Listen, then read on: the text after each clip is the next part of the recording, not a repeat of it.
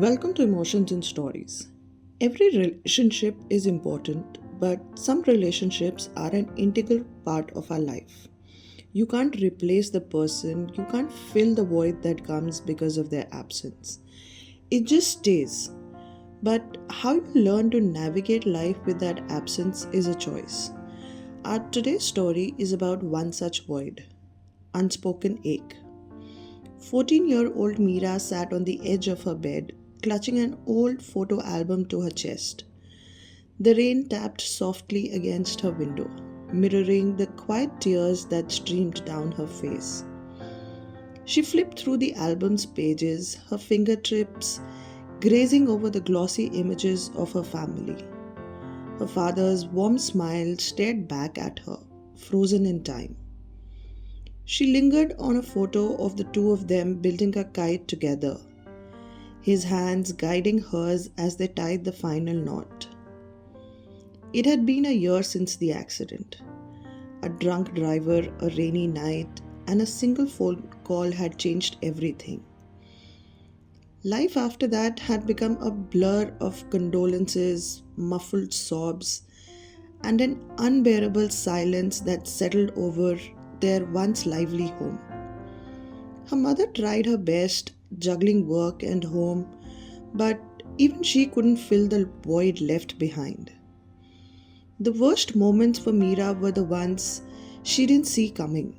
It wasn't just the big events like Father's Day or parents teacher meetings. It was the little things that sneaked up on her. Watching her classmates' fathers cheer from the sidelines at sports day, seeing them pick their daughters up after school, or overhearing her friends talk about family trips.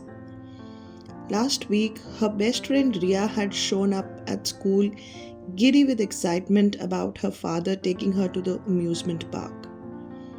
Meera had smiled and nodded, but her chest had felt like it was being squeezed by an invisible hand.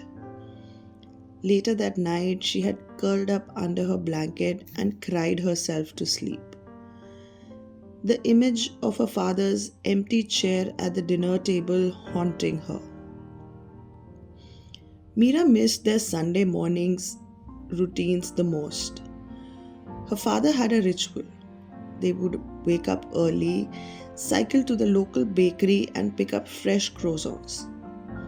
They would sit at the park sharing their breakfast while he told her stories about his childhood. Those mornings were their time, just the two of them. She missed the way he would make her laugh, his voice gentle yet strong, and the way he would always let her have the last croissant, pretending he wasn't hungry. Her father had also been her biggest cheerleader. He had stayed up late night, helping her with science projects, clapped the loudest at her school plays, and patiently taught her how to ride a bicycle. She remembered his encouraging words when she had fallen and scraped her knee. Falling is part of learning, Meera. What matters is getting back up. Now, whenever she faced a challenge, she wished he was there to guide her, to tell her she could do it, pick her up when she stumbled. One evening, as the sun dipped below the horizon, painting the sky in hues of orange and pink, Meera found herself drawn to their attic. It was a place she had avoided since the accident. She opened the creaky door and stepped inside, the smell of dust and old wood filling her senses. Among the clutter of forgotten belongings, she found her father's kite, the very one they had built together. Holding the kite in her hands, memories came flooding back. She remembered the way her father's eye had lit up when the kite soared into the sky for the first time. "See, Meera, you've got the magic touch," he had said, ruffling her hair. Her lips trembled as she traced the edges of the kite, now frayed with time. Unable to hold back, she sat on the attic floor and let the tears fall freely. For the first time, she didn't try to stifle her cries or hide her pain.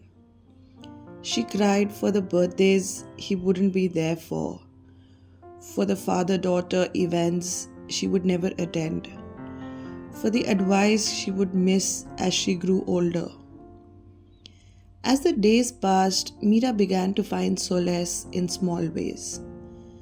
She started writing letters to her father in a journal, pouring out her thoughts and feelings. Dear Papa, she would begin, telling him about her day, her dreams, and the things she wished they could still do together. It became her way of keeping him close, of holding on to his presence in her life. One evening, her mother found her sitting by the window, writing in the journal.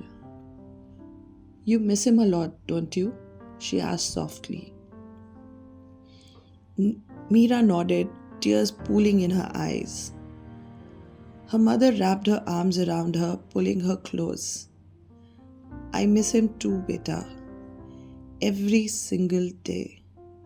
But you know what? He would be so proud of you. You're so brave, just like him. Her mother's words planted a seed of strength in Meera.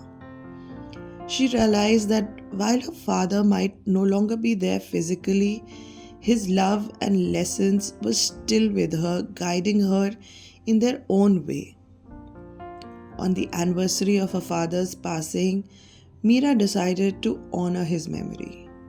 She took the old kite from the attic and brought it to the park where they used to fly it. Her mother accompanied her, carrying a picnic basket. Together, they sat under the same tree where Meera and her father had shared so many breakfasts. As the wind picked up, Meera held the kite tightly and looked up at the sky.